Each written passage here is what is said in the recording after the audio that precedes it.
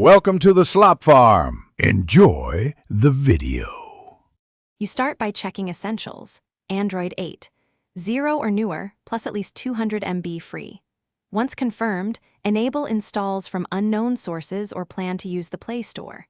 Next, download a trusted iOS-style call screen APK or install a launcher with incoming call UI.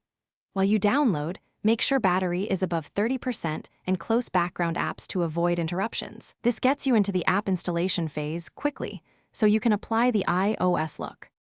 You install the app and immediately grant required permissions: overlay, phone, contacts, and notifications. These let the iOS-style screen appear over other apps. Once installed, set it as the default incoming call UI or dialer if prompted so calls route correctly. Then customize the layout.